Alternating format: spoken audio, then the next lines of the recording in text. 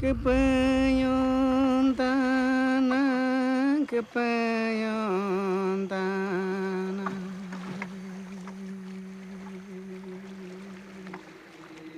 Sinang aku make baiki.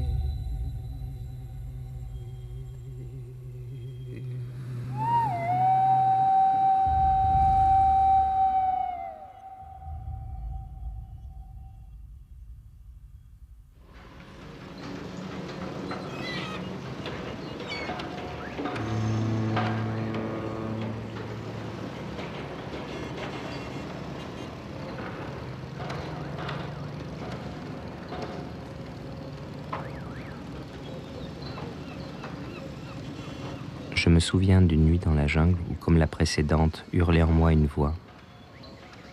Elle hurlait qu'elle ne voulait pas savoir, qu'elle voulait tout oublier, rentrer chez moi. Mais il était trop tard. L'expérience mystique n'est pas une pratique intégrée à nos cultures, et pourtant j'ai senti son appel. Je suis allé les voir, eux, les indigènes, les chamans, ces sorciers qui soignent avec des plantes psychotropes. En portant le verre à mes lèvres, je ne savais pas encore que je m'étais embarqué pour un voyage sans retour.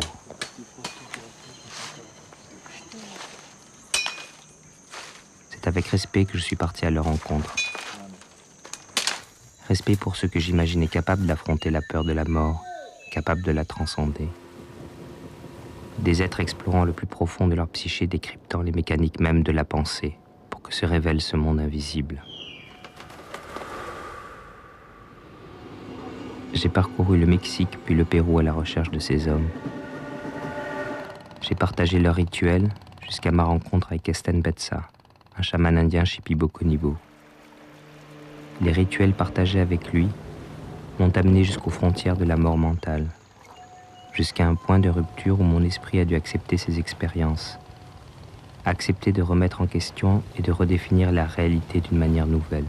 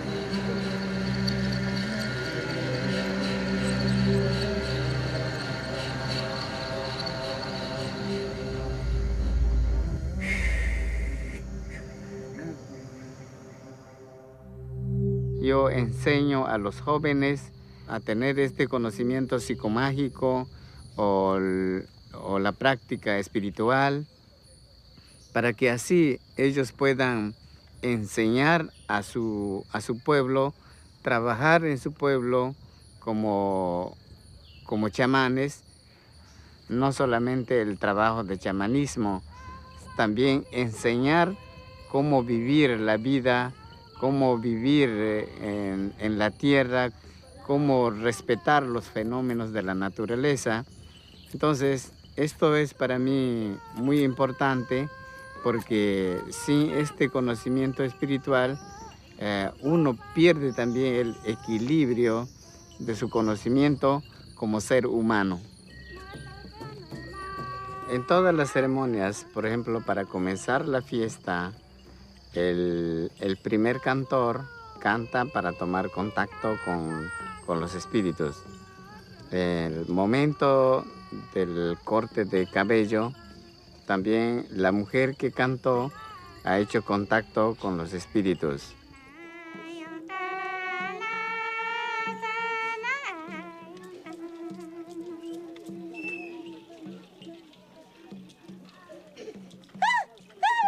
Después, en el momento del sacrificio del animal, también hacen contacto con los espíritus, ¿no? Y luego, cuando traen acá a la casa el animal muerto, la mujer canta poniendo el animal, también está entregando el espíritu del animal al espíritu de los muertos.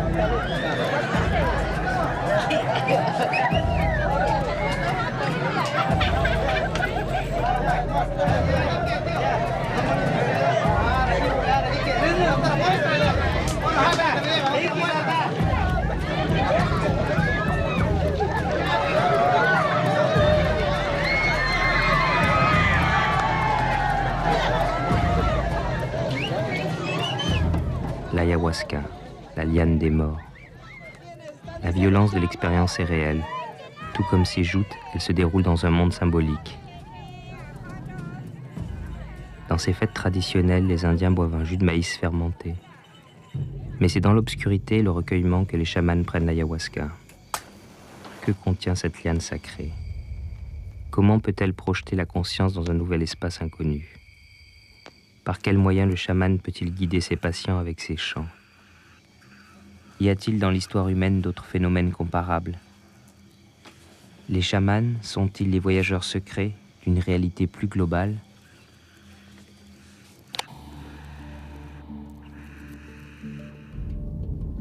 Dès le retour de mon premier voyage, j'ai voulu enquêter dans la science, le domaine qui validait jusqu'à présent mon système de croyances. J'ai trouvé des hommes ayant consacré leur travail à l'étude du chamanisme, des religions et plus largement des phénomènes liés à la conscience. Ces philosophes, psychiatres, ethnologues et pharmacologues m'ont progressivement permis de voir que la réalité dans laquelle vivent les chamans trouvait des résonances dans leurs recherches. If you look at the Old Testament, you know, you have Moses having the vision of Jehovah in the burning bush. You have Abraham communicating with the angel. In the New Testament, Jesus being tempted by the devil. St. John of the Cross having the vision of the apocalypse. The beginning of Islam, where the mystical visions of Muhammad, the visitation of Archangel Gabriel. The story of Buddhism begins with the experiences of the Buddha. So we would not have religion without these experiences of the founders of the religion, of the prophets, of the saints. So it's very interesting that when religions get organized, they very frequently move away from these experiences. And, today in many of these today's churches, you just go there and you hear stories about what happened to people 2,000 years ago. But if somebody in today's church would have really a full-blown experience of the kind that inspired the religion, your average priest would call the ambulance, and the person would be taken to a psychiatrist and put on tranquilizers. When the Europeans came to the Americas in the 16th century, the 17th century, they brought with them the laws of the Inquisition, which specifically forbade the utilization of plant psychoactive material to facilitate altered states, and specifically rejected and identified it as an abomination and heresy to utilize such psychotropic plants in attempts to heal individuals. So we're not the first culture that has recoiled in horror from these altered realms that the hallucinogens open up to us. But I do believe there's a great deal we can learn from native practitioners, from the indigenous shaman, who have a lineage of generation after generation of work with this plant material, and who might very well have something to teach us. The primitives, the so-called primitives, may have a tremendous wealth of knowledge that us so-called sophisticates do not have access to, but from which we might learn and which might help us to succeed in facilitating new models of healing and understanding, which could benefit our whole society.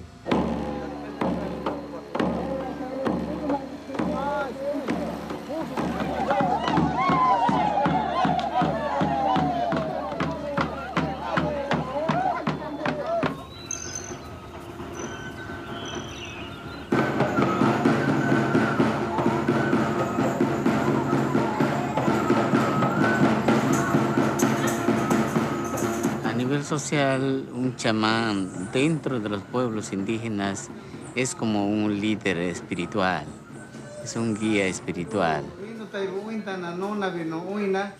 Uno tiene que ir escalando el nivel del conocimiento. Entonces, para ser un buen chamán requiere un buen tiempo, como 1 año o 2 años, para ir ganando tanto el conocimiento y la técnica de las prácticas, y como también el uso de las plantas medicinales.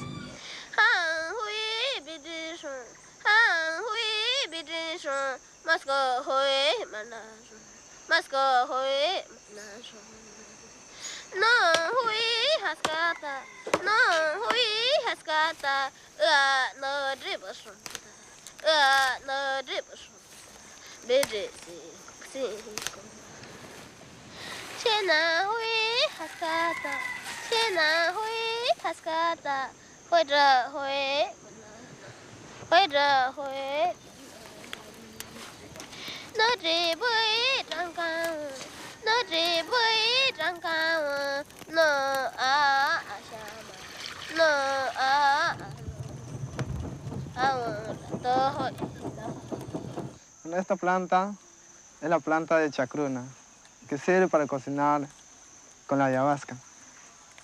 La ayahuasca proviene mareos y la chacruna proviene visiones. Para eso se juntan los dos, de las dos plantas. La ayahuasca se va a cocinar casi como 10 horas. Se tiene que refinarse todavía, sacar un poco de esta medida.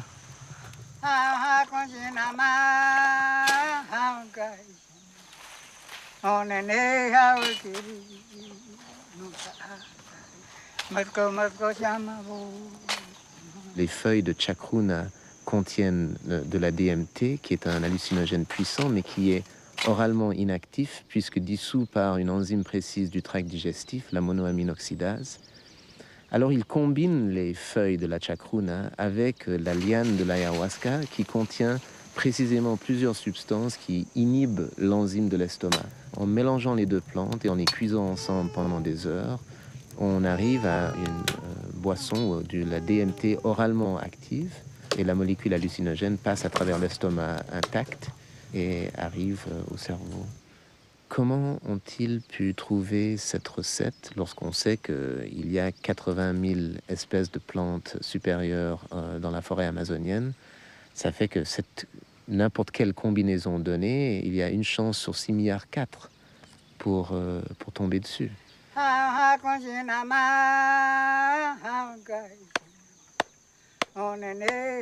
think that clearly shamanism is an ancestral science, and it's ancestral, but it's contemporary as well because it has survived so many thousands of years.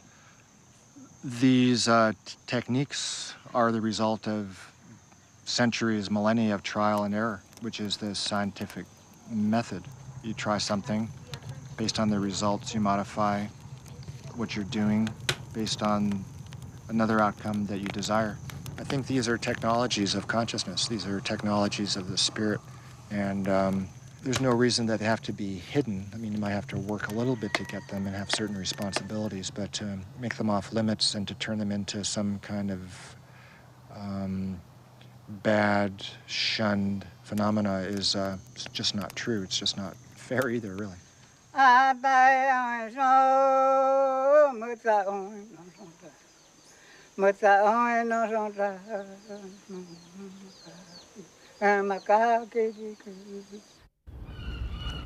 J'ai été surpris de découvrir qu'il existait un vrai travail sur la pharmacologie de l'ayahuasca. Jess Callaway, docteur en pharmacologie à l'université de Kyopo en Finlande, et Charles Grob, psychiatre en activité à l'hôpital de Torrance à Los Angeles, ont participé au Brésil Ayahuasca Project, la plus importante étude expérimentale sur l'ayahuasca jamais réalisée. Ils ont pendant des mois suivi 15 utilisateurs de la plante, procédé à des analyses de sang, des électrocardiogrammes, surveillé la pression sanguine et suivi psychiatriquement ces individus. Avant et après les sessions, ils ont procédé sur un sujet à des scanners du cerveau. Leurs résultats sont exemplaires. L'ayahuasca ne provoque ni accoutumance, ni toxicité physiologique. Au contraire, les niveaux de sérotonine, notre antidépresseur naturel qui normalement baisse après l'usage de toutes les drogues connues, étaient ici en augmentation dans le sang. Des modifications physiques temporaires du cerveau avaient été enregistrées. Elles signalaient un accroissement provisoire des neurorécepteurs alloués à cette même sérotonine. Ces découvertes sont proprement révolutionnaires sur le plan des potentiels thérapeutiques. Les Indiens sont intrigués par ces touristes occidentaux qui, comme moi, débarquent en quête d'expériences mystiques sur la trace de Carlos Castaneda ou de William Burroughs. Pour eux, le monde invisible est une réalité qu'ils n'ont pas besoin d'explorer. Elle est inscrite dans leur culture. Ils ne vont voir le chaman que lorsqu'ils sont malades. Le contact concret avec les autres mondes est dangereux, mais le chaman est là et son pouvoir les protège. Kesten Betsa m'a demandé pourquoi je voulais participer à un rituel. Je lui ai répondu assez déterminé que je voulais savoir. Ainsi, guidé par lui, j'ai pénétré le monde des visions. Là-bas, j'ai tremblé en affrontant mes peurs. J'ai vomi en découvrant ma noirceur. Et j'ai pleuré en traversant la lumière. J'étais comme un enfant qui découvre un nouveau monde. Et ce n'est que bien plus tard que j'ai compris ce qui s'était réellement passé. Que dans tous ces rituels, par une technique, une connaissance qui dépasse mon entendement, il m'a guidé dans une violente confrontation avec mon identité. Ainsi il m'avait soigné, car ce n'est pour lui que de cela qu'il s'agit, soigner.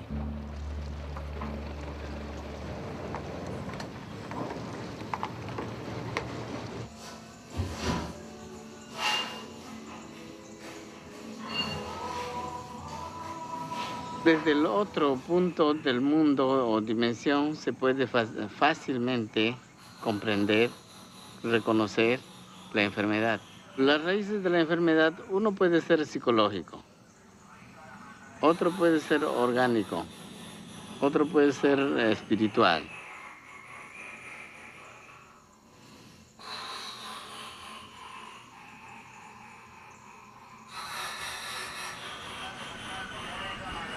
Una enfermedad espiritual es muy diferente porque el hombre está sin los ánimos, está sin el espíritu y es muy pobre de fuerzas, ¿no? Muy agitado, ¿no? Con mucha pena.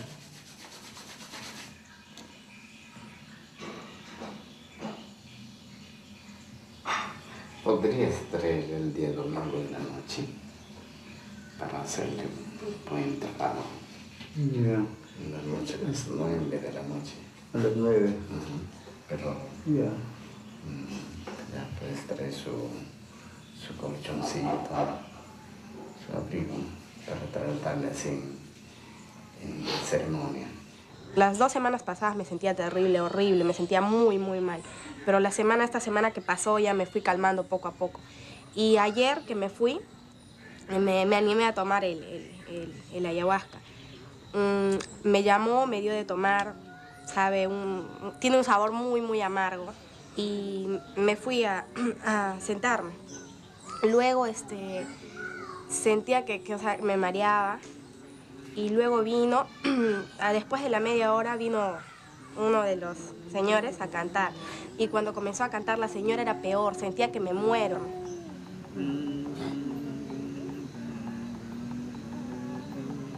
Y más o menos después de la hora habrá sido, después de que me cantó el señor, sentía que estaba soñando y una voz de una mujer que me decía, sí, esto es un sueño, no pienses que es tu imaginación, estás soñando no porque tú quieres, sino por el ayahuasca. Y me desperté, o sea, no quería, o sea, me sentía incómoda. Y luego mi mamá me llevó donde el señor Guillermo porque me tenía que tratar. Y cuando me paraba me sentía como en las nubes, bien frágil.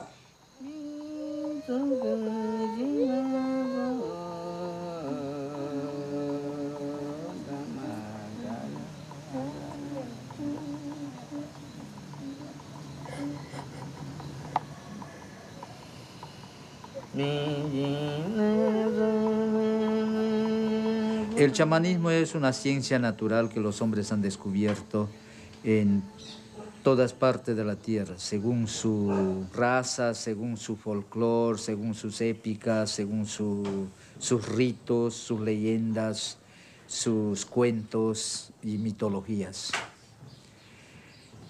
El hombre siempre es una persona dedicado a las cosas espirituales.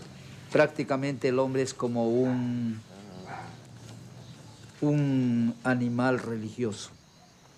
Yo le veo mejor. Antes de ir no reía, pero ahora sí ya se siente bien. Sonríe mucho, ya no llora como antes, ya no dice, porque quería estar echada en la cama y quería estar cerca a mí, así agarrándome, así abrazándome, así.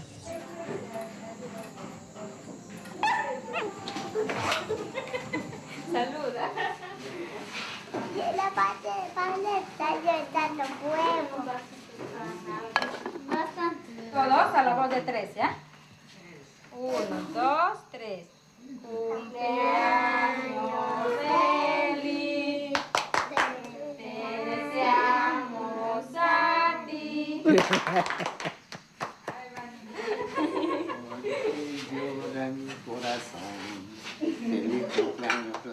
So let's say shamanism has several components. Well, this is a term created by anthropologists. Of course, the term shaman comes from the Tungus language, and it has been applied to practitioners all over the world.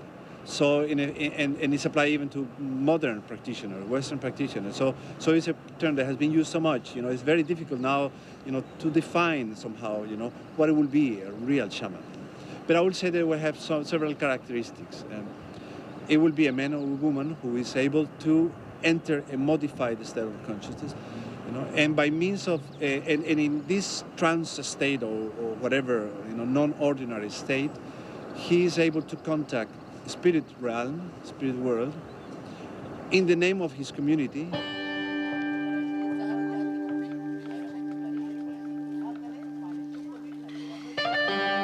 A shaman is one who's really dedicated to exploring the inner spaces. I mean, they've really made an effort to do this. And as a scientist, I have to say that we don't and we can't know everything.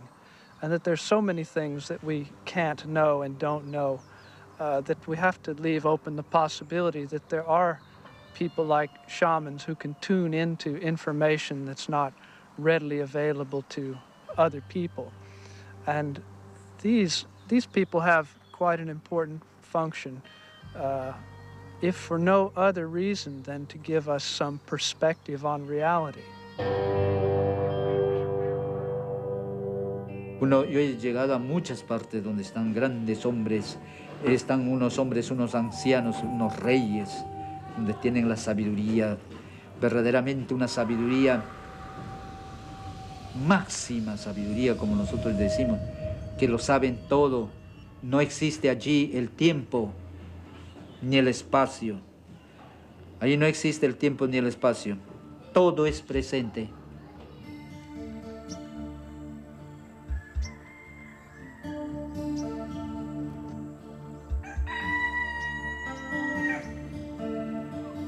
Well, usually, when we look at Western science, there's the Cartesian Newtonian thinking is seen as something that is very rational, very far from non-ordinary states, and we forget that the inspiration for Descartes, for the Discours de la Méthode, came from a dream, and a dream within a dream, basically, from a non-ordinary state of consciousness.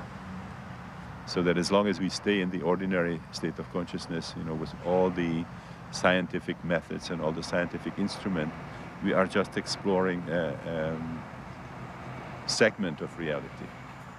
And we are missing sort of a significant part of the story that is revealed in these non-ordinary states.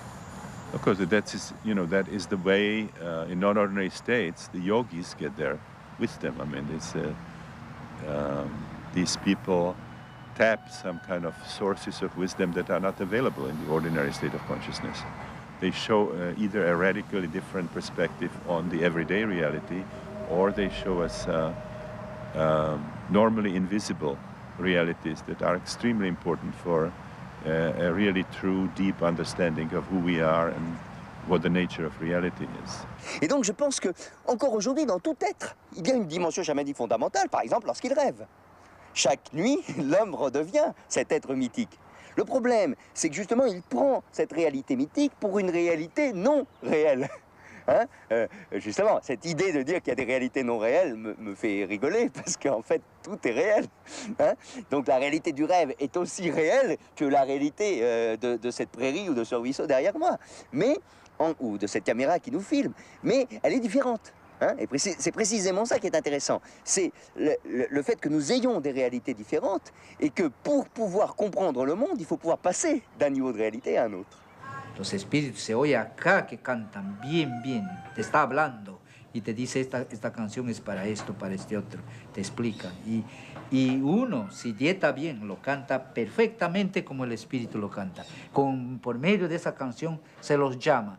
Es casi como un teléfono que usamos para llamar a una persona. Melodies that are used in ayahuasca ceremonies, but all throughout religions all around the world throughout time, have found sacred sounds that seem to be beneficial in inducing certain states of consciousness.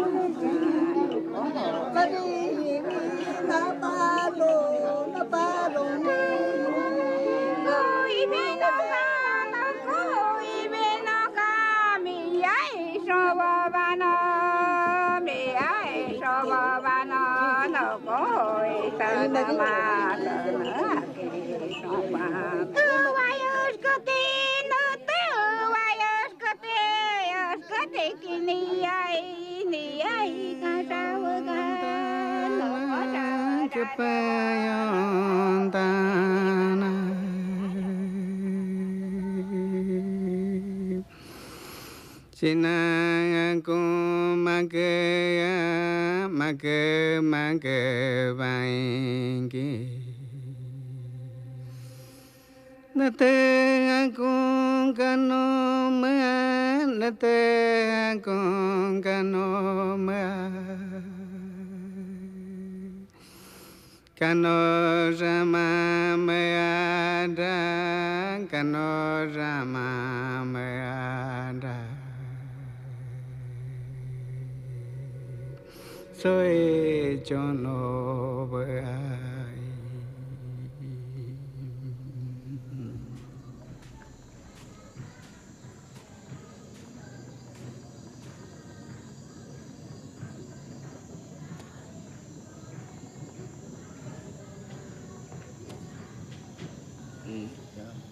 Les premiers temps, je me roulais par terre flottant dans mon corps, écran vivant de ces visions. Elles me transperçaient de part en part. Petit à petit, j'ai compris.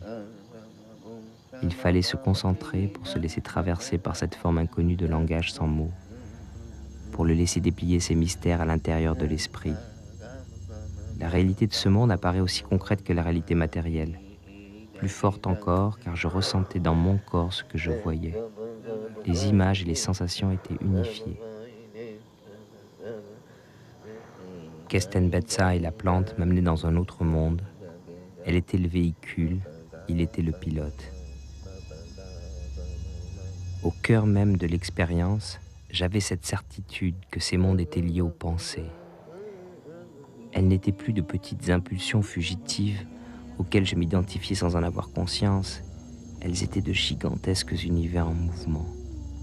J'avais envie de rire avec complicité, de lui crier ma joie face à la découverte, mais au moment où ces pensées jaillissaient, il m'entraînait avec précaution dans les mondes de terreur, afin que j'en prenne tout autant conscience, que toutes ces peurs, ces désirs étaient toujours en moi latents, tout autant que ce pouvoir d'extase. Si je voulais aller vers la lumière, il fallait que j'accepte de regarder l'ombre pour que se crée la vigilance. Pour reconnaître l'ombre à temps, car elle apparaît toujours quand la lumière est trop forte. Cette ombre prend la forme de la moindre pensée qui essayera de s'emparer de l'expérience. Mais quel autre type de pensée peut exister alors? Ne sachant que faire, mon esprit fuyait chacune d'elles en se plongeant dans la sensation du corps. Il était le refuge.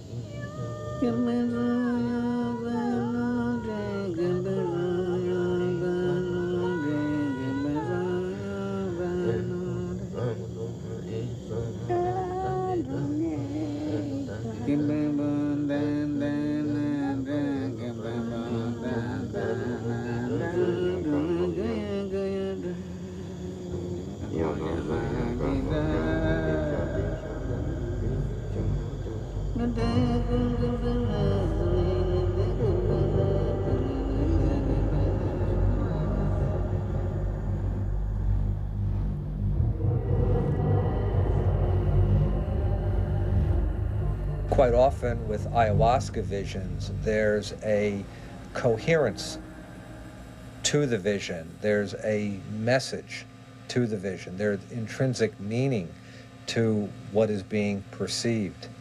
La chacruna es como la vista. La chacruna es como la vista. Abre la mente y la vista y entonces puede captar muchas cosas. Las visiones que se puede encontrar a la serpiente es la madre de la planta, ¿no? Que representa. Esta serpiente puede ser también un medio de viaje. Esta serpiente también puede ser un maestro en la enseñanza.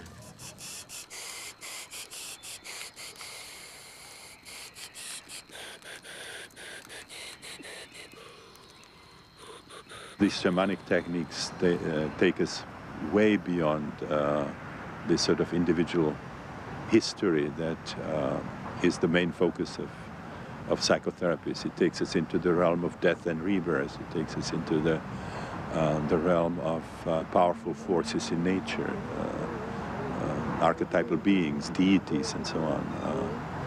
So it operates in a very, very different realm.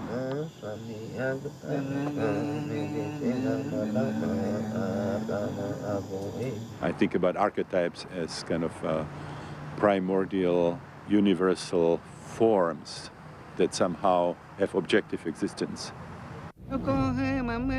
Je pénètre en quelques minutes le monde des visions. Il chante, je me détends enfin. Les yeux mi-clos, j'observe un long balai de serpents qui laisse place à des crocodiles. Je suis surpris car c'est la première fois que j'ai une telle vision. Je ressens l'extase et la laisse lentement pénétrer mon corps.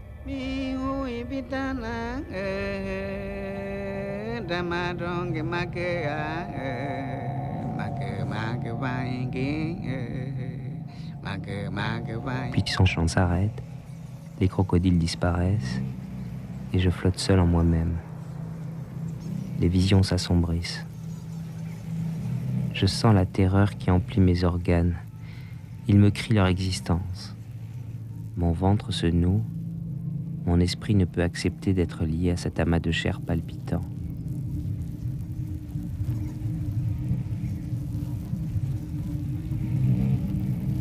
Les visions deviennent menaçantes.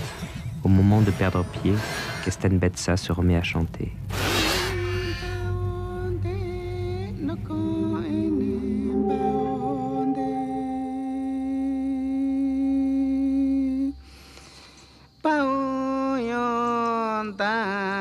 Mes cellules se remettent à vibrer et l'extase est immédiate. Je ne pense plus. Je sens avec angoisse des mouvements en moi. L'énergie de ces bijoux vivants semble me soigner. Ils caressent mes viscères.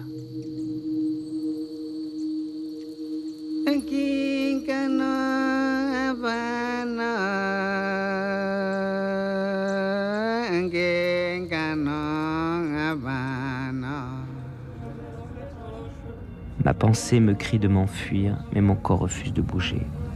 Je sens le souffle de la folie effleurer ma conscience. Ma pensée hurle ses peurs. La mort, la mort, la mort, la mort. Puis tout disparaît.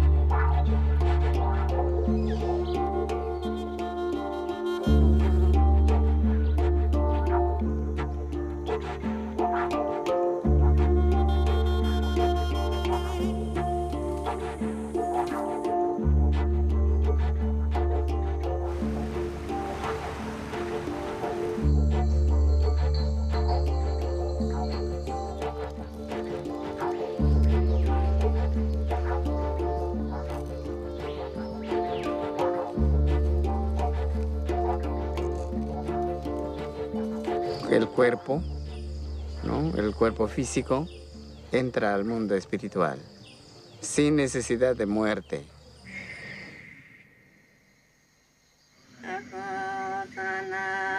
L'esprit qui venait à côté de moi, de poser un genou à terre, était une femme sans visage.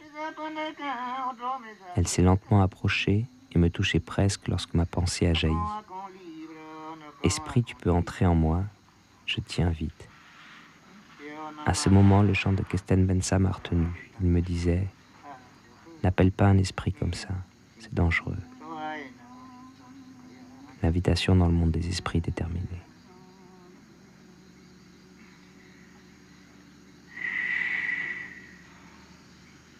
Los incas tenían comunicación con los espíritus, los mayas. Aquí, los shipibos tenían comunicación con espíritus. Los amawacas igual, todos los aborígenes de acá. Y mayormente viven en grupos los espíritus, ¿no?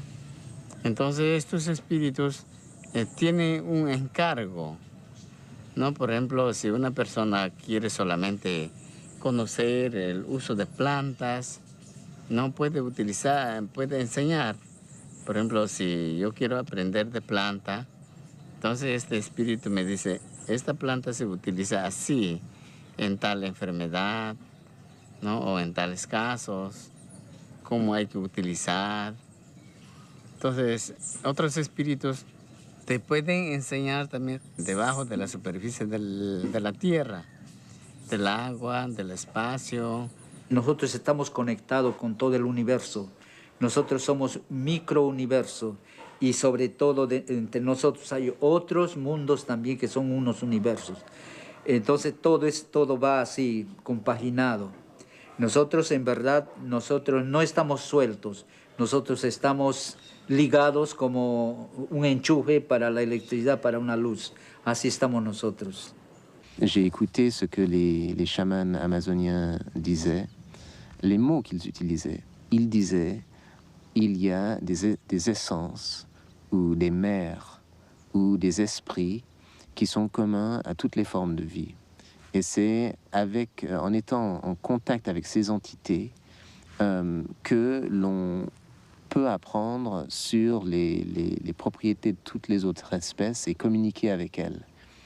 J'ai découvert qu'en jetant un regard informé par la biologie moléculaire sur des représentations que des chamans faisaient de leur vision, on avait toutes sortes de correspondances, toutes sortes de formes en double hélice, par exemple.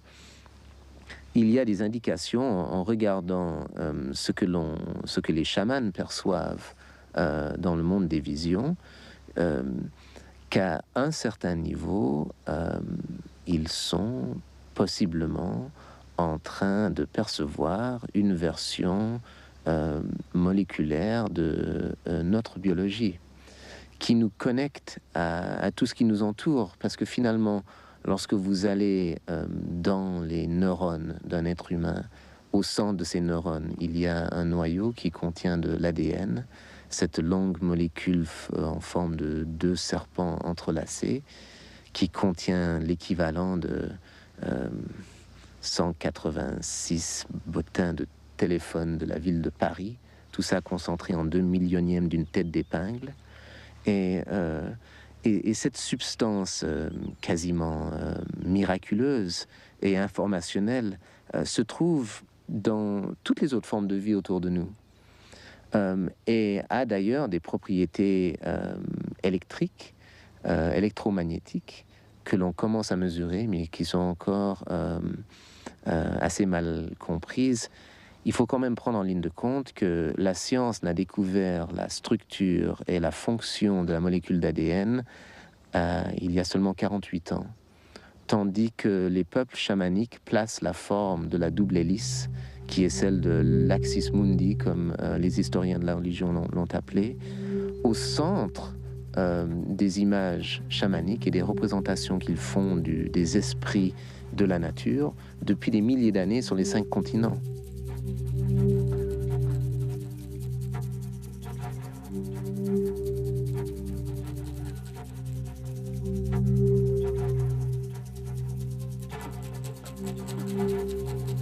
The double helix is the essential code of life, and Narby is suggesting that ayahuasca taps us into the most primordial levels of our sense of self, of our own intrinsic biology. I was thinking about that. I was trying to figure out how that would happen. I mean, there are people who do descend into their DNA on a big psychedelic trip. They sort of see their consciousness get finer and finer and finer, from their bodies to their organs to their cells to their nucleus to their DNA.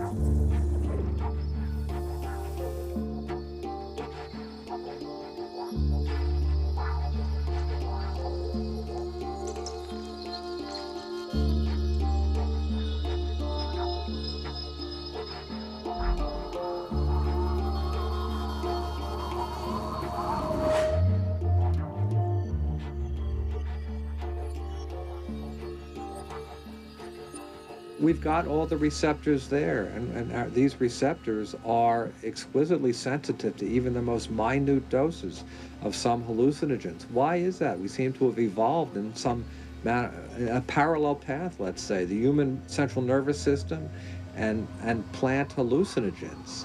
Did we come from a common core origin? Why is it that the human brain is wired to be so exquisitely sensitive to even minute doses of hallucinogens? This, to me, is an interesting question for scientists and philosophers to ponder.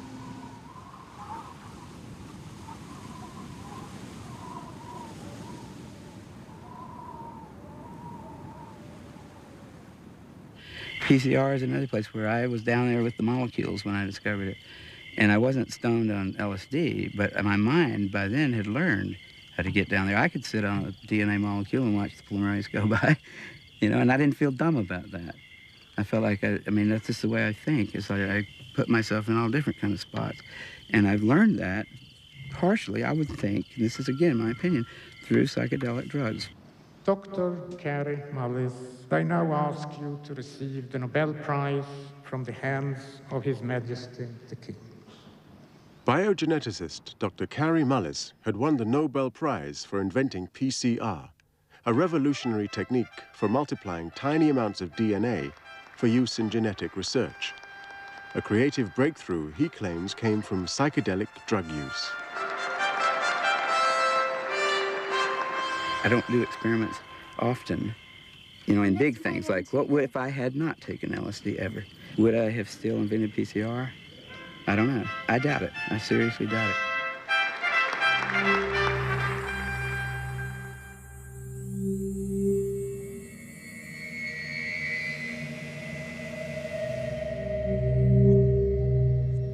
I was inspired to create the series of paintings, the Sacred Mirrors, initially by a psychedelic experience. And that brought me out of my body. I'd like to combine the understanding of Western science with the more Asian and Eastern understanding about the life energy systems and things, and the shamanic understanding that it's all interwoven, you know, that we're from matter to spirit, it's a continuum. And to show that that primordial understanding is throughout all the different cultures, and all those things are very related, though, to the shamanic realms. So the ability to use those states creatively and for a higher purpose than just being crazy or just, you know, staying high or whatever, gives them a way to use these visionary tools. I think that more artists are experiencing the mystical state. There's no choice. After you have the experience, your work has to reference it. Le fou ne communique pas avec autrui. C'est-à-dire que c'est là pour moi que se situe la différence entre ce qui est exploration dangereuse de monde, ce que Michaud, poète français, appellera la connaissance par les gouffres, hein, et le basculement dans la psychose. Alors bien entendu, cette exploration dangereuse, elle est dangereuse parce qu'on peut à un moment donné basculer dans un univers où ce que l'on va éprouver ne sera plus communicable. Prenons l'exemple de certains grands romanciers. Je prends pour moi ce qui est probablement le plus grand romancier chaman que nous ayons à l'époque contemporaine, c'est Kafka. Hein, j'ai d'ailleurs écrit un texte sur Kafka chaman, et on a tout le texte de la Métamorphose, qui est un texte proprement chamanique, hein, où Kafka se transforme en une sorte de Blat cafard, hein, et où il va vivre cette métamorphose. Ce qui pourrait apparaître comme un délire s'il n'était pas symbolisé, à partir du moment où Kafka l'écrit, hein, et le transforme en quelque chose de communicable, devient quelque chose qui est symbolisé et qui n'est plus du tout de la folie. Les expériences de sortie de soi, de conscience surmultiplié ou altéré, je ne sais pas quel terme on peut employer, mais je trouve qu'altéré c'est un peu idiot, je dirais plutôt de conscience désaltérée, moi je dirais. C'est des choses qui poussent à la communication. Au niveau de la technique, c'est quelque chose qui est en même temps extrêmement complexe, mystérieux, bizarre, indescriptible et en même temps très naturel. C'est une espèce de transe légère qui me laisse conscient de tout ce qui se passe autour de moi, mais me branche sur une autre dimension, littéralement. Et c'est comme s'il y avait un travail, plutôt que de création, c'est un travail de découverte. On découvre. C'est comme si les choses étaient couvertes. L'éducation de la perception et même la destruction des enveloppes et de tout ce qui fait qu'un être humain est intégré socialement, est civilisé, domestiqué, etc. L'artiste, lui, il doit casser ça.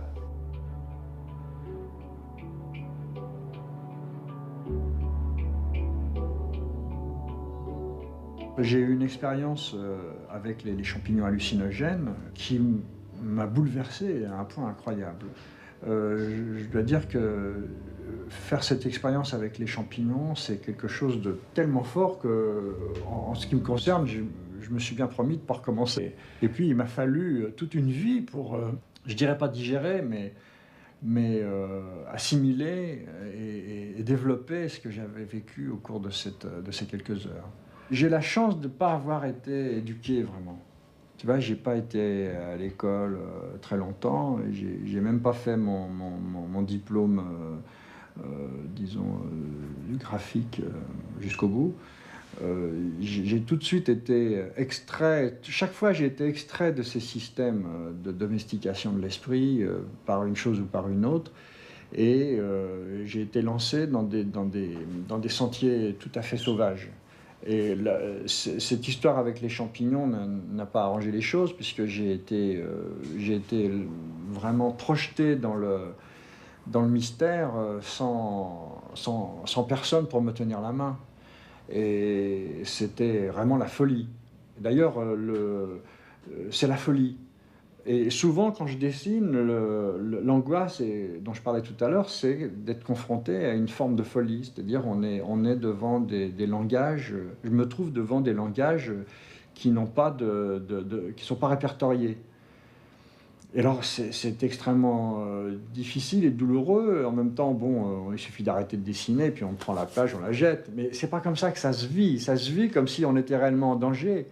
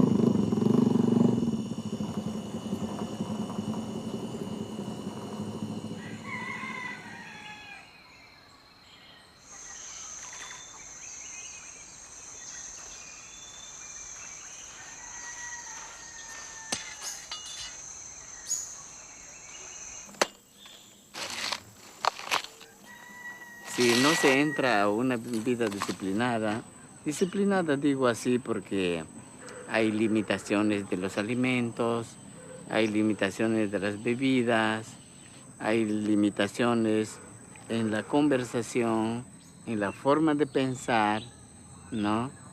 Y estar puro, purificado, ¿no?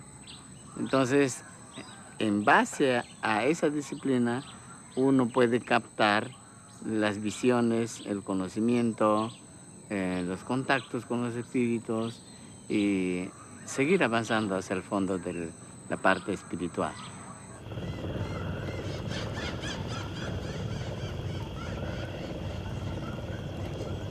Yo siempre he pedido que los occidentales tengan cuidado, ¿no?, en cuanto acerca de todos estos usos, porque todo merece un respeto. So many people in our culture taking psychedelics and ayahuasca and other things, it's just mere entertainment, like a roller coaster ride. And they have the experiences, they see the visions, and then that's the end of the ride, and they don't apply the knowledge. That's kind of sad. I think we have to do something with this information. These things are just keys, like any tool. The real information is locked in ourselves. We just have to figure out how to unlock it. The point is to open up the potential that we have. Il est certain que quand on commence à utiliser le cannabis ou les champignons ou le LSD ou le peyote ou l'ayahuasca pour remplacer la télé ou faire des rêves partis, c'est un désastre total. On sort complètement du contexte. Tu vois, je sais pas, c'est comme si les chirurgiens s'amusaient à faire des transplantations cardiaques pour le fun, tu vois, pour passer un week-end. C'est du délire. It is the oldest spiritual system, also the oldest healing art. It is a system where the spiritual approach and the healing approach are not separated the way we have it in our culture, but it's integrated.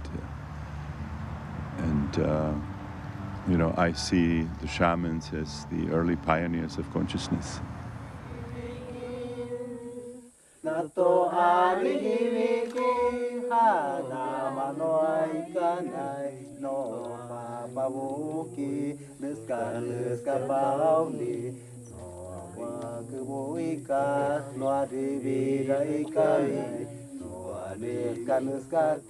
Nosotros los indígenas entendemos.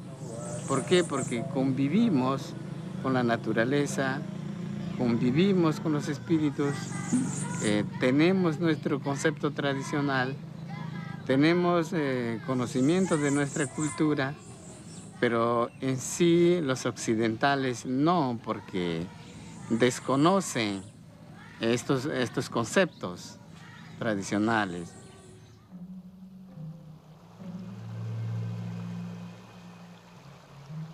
Après plus d'une centaine de cérémonies avec Esten Benza, beaucoup de choses ont changé dans ma manière de percevoir le monde. J'ai découvert que je n'avais jamais habité mon propre corps ni réellement quitté l'enfance.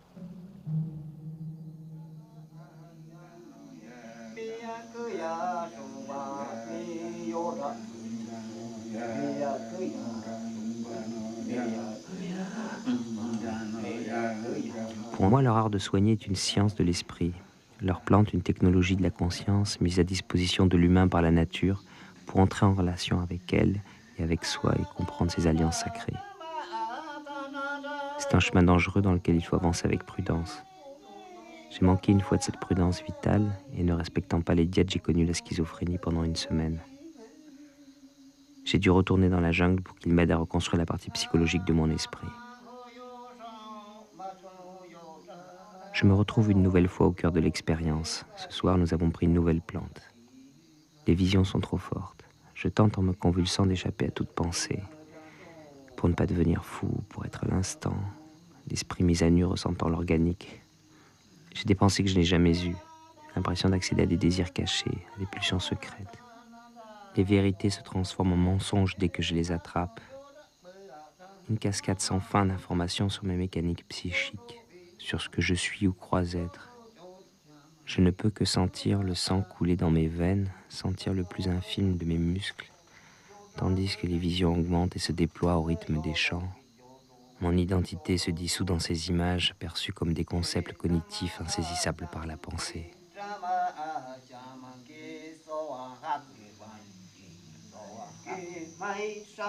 Lorsque les chamans me lâchent un instant dans ce monde, j'ai peur de moi-même. J'ai de nouveau peur de ce que je peux imaginer, et cette idée me commande de m'enfuir. Mais il me rattrape. Je ne peux échapper à l'expérience. J'ai juste été possédé par une pensée. Les chants me répètent sans cesse de ne pas la saisir. Ils me guident dans ce lieu de l'esprit-corps où elle semble naître. Elle n'est encore qu'une émotion, une sensation, une vision. À cet instant, dans cette expérience collective, je suis le primitif, éduqué et soigné par des créatures sophistiquées et bienveillantes.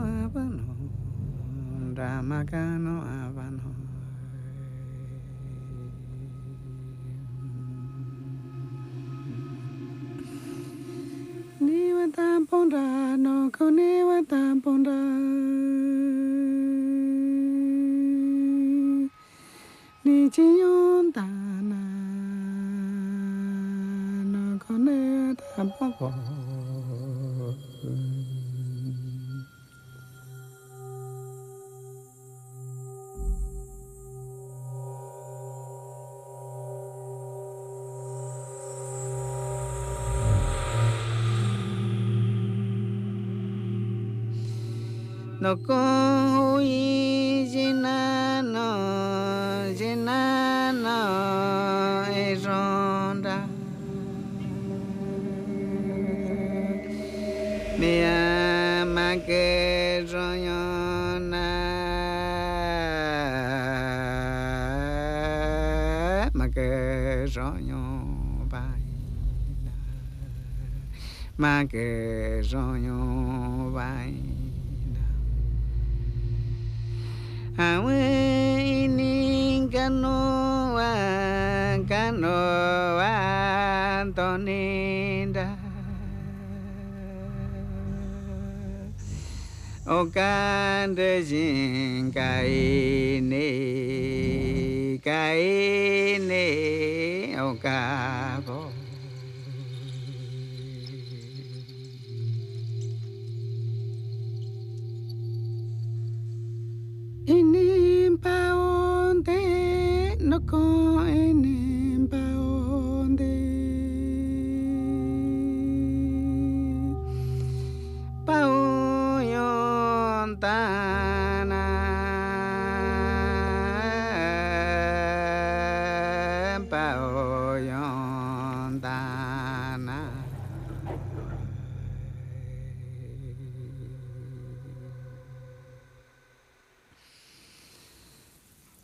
Kikano Havana, Kikano Havana.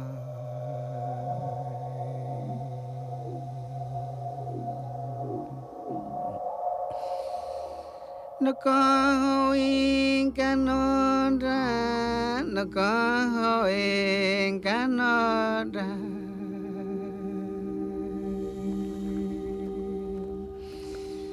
Mazan rondo mayona, mazan rondo mayona.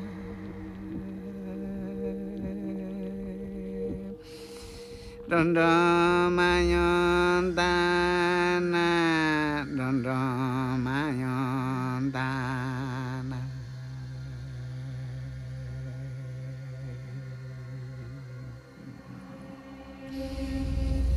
Miang azova, Rama miang azova.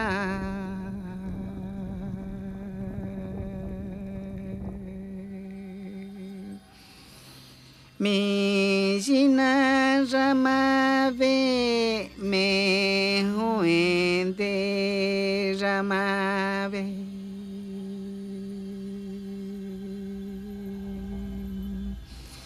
No conso en canora me ampara rona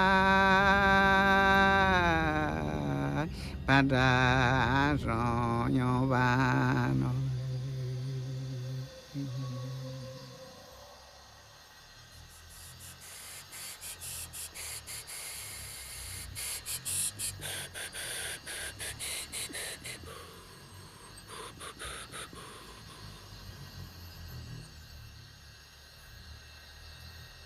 Kano abano, Rama kano abano, Rama kano abano.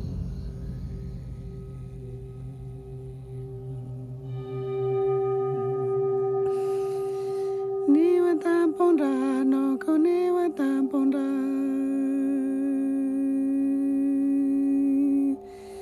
Ni chiyondana, no koniwa tamponda.